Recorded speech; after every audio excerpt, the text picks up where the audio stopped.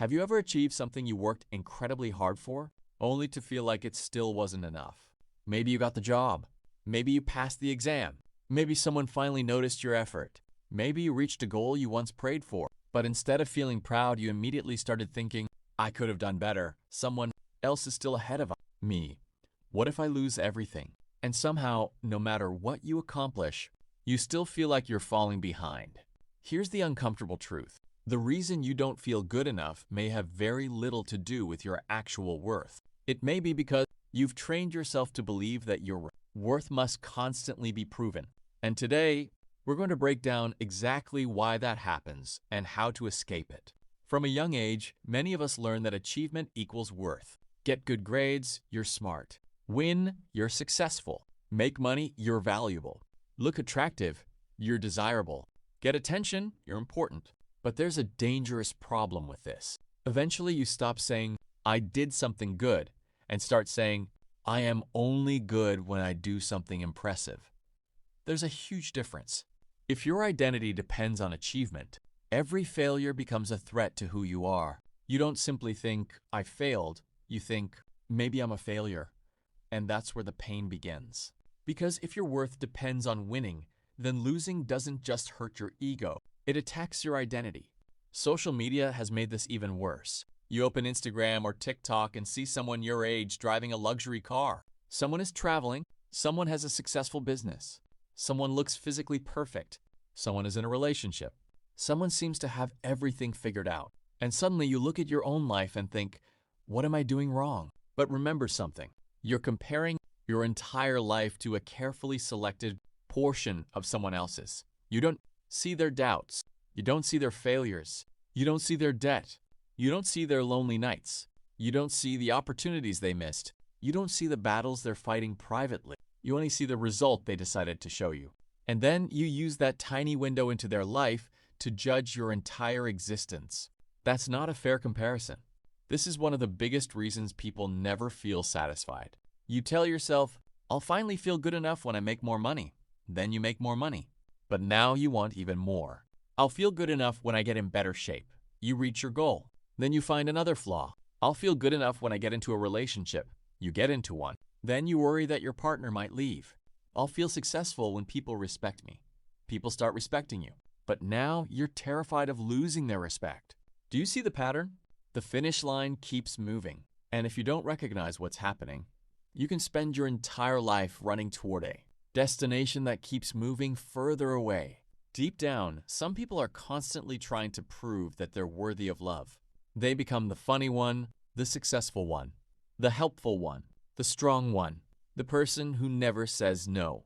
They give and give and give because somewhere inside they believe, if I'm useful enough, people won't leave me.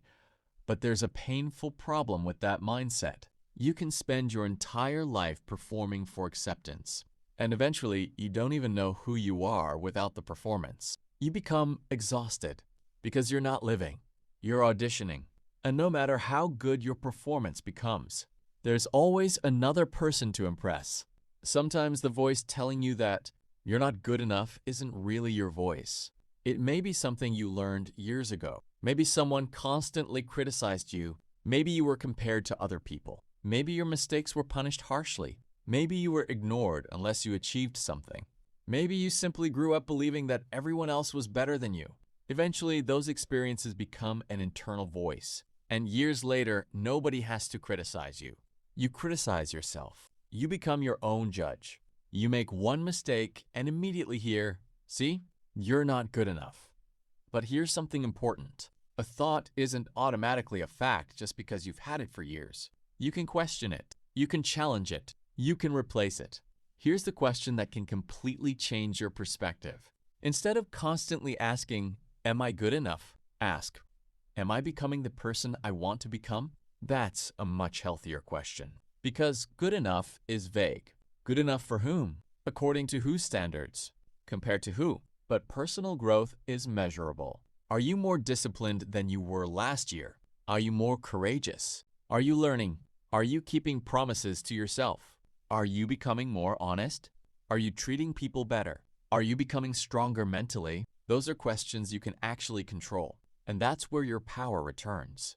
You don't become worthy when you become rich. You don't become worthy when someone loves you. You don't become worthy when you get millions of views. You don't become worthy when everyone respects you. Those things can improve your life, but they don't determine your fundamental worth. Your job is not to spend your entire life convincing the world that you deserve to exist. Your job is to build a life that reflects your values. Work hard, improve yourself, take responsibility, learn from failure, love people genuinely, protect your peace, and keep moving forward. But don't turn self-improvement into self-hatred. There's a difference between saying, "I want to become better," and saying, "I hate who I am until I become better." The first creates growth.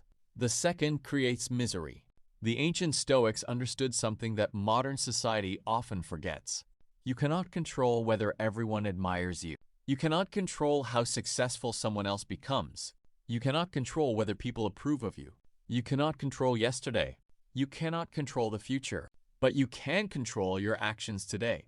You can control your discipline. You can control your response to failure. You can control whether you keep your principles when life becomes difficult. And that is where your real power exists. Marcus Aurelius reminded himself to focus on what was within his control rather than becoming consumed by what wasn't. So stop asking, "How do I make everyone see my value?" Start asking, "How do I live according to my values even when nobody is watching?"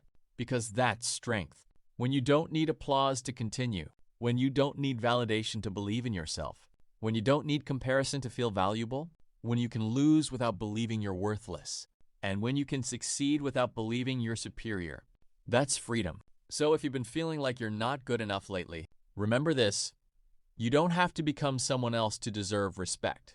You don't have to outrun everyone around you. You don't have to prove your worth every single day. Improve yourself, yes, but don't hate yourself in the process. Your life isn't a competition against everyone else. It's a relationship with the person you are becoming. And perhaps the greatest Stoic lesson is this: you don't control how the world judges you. You control the character you build when the world isn't watching. So keep going, quietly, patiently. Discipline yourself, improve yourself, and let your actions speak. You are not behind. You are becoming. If this video gave you a different perspective, like the video. Leave a comment telling me what part resonated with you. Share it with someone who needs to hear it. And subscribe to the channel for more videos about self-improvement, relationships, mindset, and Stoic wisdom. And remember, you don't need to prove that you're worthy. You need to live in a way that makes you proud of the person you're becoming.